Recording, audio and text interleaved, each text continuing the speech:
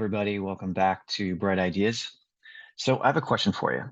Have you ever gone in to start a new research project and you launched it in the field and you start to see completes rolling in, but you're noticing that the number of responses you're getting back are much lower than what you would have expected? And that's even more concerning because you're often working against some really tight deadlines, and missing that end date could throw off that beautiful Gantt chart that you've created. So we've all been there. And today I thought I'd spend some time talking through a few tactics that you can try to, one, find the people you really want to find, and then two, also increase that rate of response a bit, all of which can help get your field date ending quicker and also getting more accurate data. So as I talk through this, I'll cover some different reasons that end up impacting lower response levels, and we'll also talk about some potential fixes to try out. All right, so let's start with the target you're trying to reach.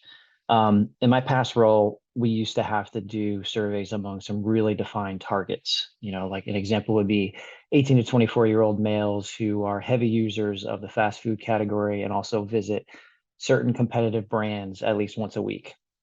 It's a really tough target to find. So not only is it a tough group to track down, but they're also a demographic that doesn't really like doing surveys in the first place. So in a case like that, you'll want to work with a panel partner who's already experienced in finding this target. And then that way you're starting with a pool of consumers who are closer, who are closer fit to your screener needs versus trying to fish for them in that vast pool of a general population sample. When you're using your screener to refine that pool of candidates, also make sure you get the easy questions out of the way first. So for instance, if you want to talk to experienced gamers who are heavily involved in PlayStation or Xbox games, and you want to have them view some concepts and react to them, get those specific screener questions done first. So ask things like how they interact with games really early on in the survey. That way you can pull in the right target early and also let the non-qualified people go before they're too invested in the survey. All right, next is your survey length. This is kind of a big one. I've seen it a million times. I've done it a million times. Too often we're gonna try to fit way too much into a survey and jam in as many questions as possible because you're thinking, hey, I've already got them and I might as well get as much information from them as I can, right? Wrong. Attention spans are lower and lower these days, and we can't expect the average consumer to want to spend 15 plus minutes taking our surveys, which, by the way, them taking this survey is a minuscule part of their very busy day.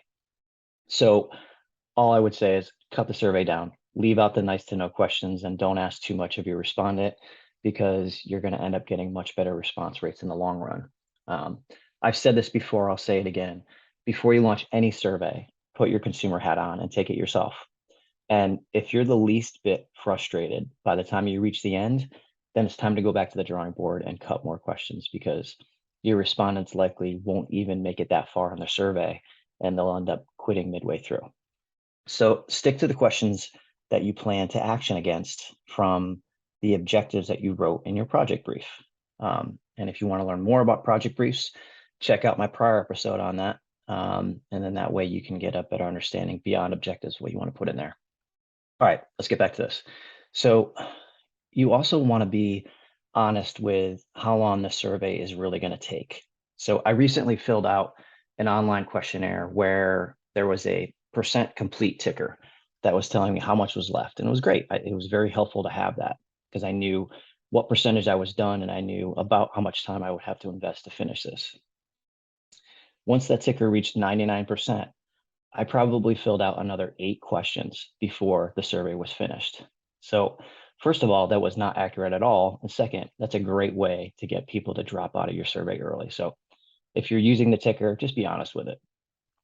Along with the survey length, it's also about how you ask the questions. And there's a few components to this. So it's up to us to make sure that we don't get too technical in our question wording. We may be living and breathing, these brands in our day-to-day work, but you've got to remember that respondents probably don't care nearly as much about it as we do.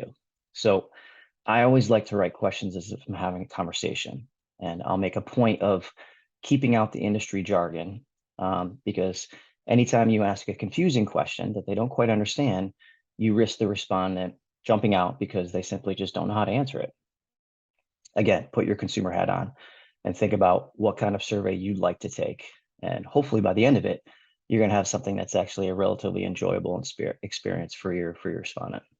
All right, next, you want to avoid asking leading questions. So I've talked about this in past podcasts. A leading question is going to indirectly nudge a respondent towards answering in a certain way.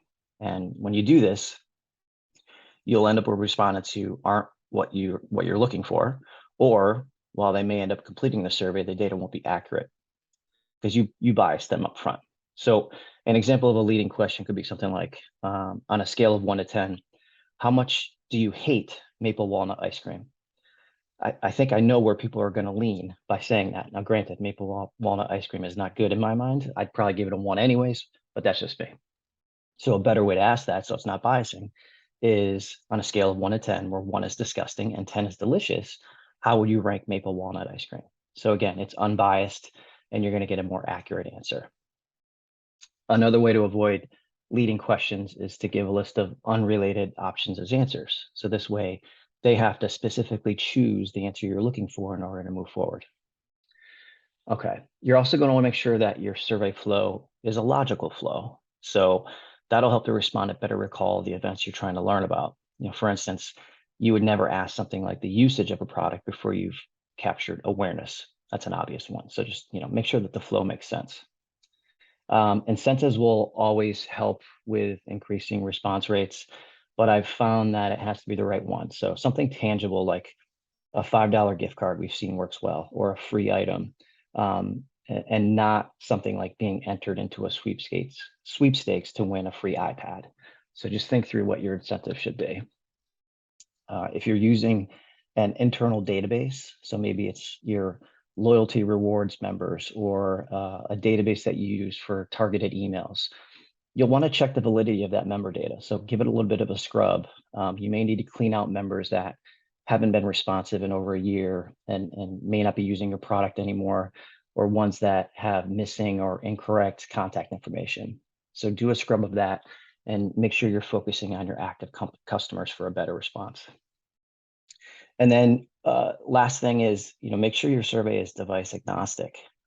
If it doesn't display well on a smartphone, chances are they're going to have trouble answering certain questions, especially in cases where there's an attribute battery where you just have to keep scrolling and scrolling and it's falling off the screen, or there's a matrix of some type that they have to look at to display answers and they can't see it all on a screen. That's going to give them a good chance of wanting to just bail halfway through if they don't have something that's easy to read on their phone. So I'll follow up in another episode on how to write killer screener questions. So stay tuned for that. But hopefully this all helps you in increasing some of those response rates. And then now for the life hack of the day. So I traveled recently and we were in the airport looking for breakfast options and we found a Cinnabon. And if you've ever been in a Cinnabon, you know how easy it is to get pulled in by that aroma. It's amazing. So it got me thinking, how hard would it be to make cinnamon rolls at home? So I started doing some research online and I found a little life hack that when you're working with the dough, you can use dental floss to slice through the dough to give it that perfect cut. You could use this with cookies too, any type of dough you're working with. So I'm going to give that a try next time and see how it goes. And I'll let you know. But in the meantime, have a great day, everybody, and we'll see you next time.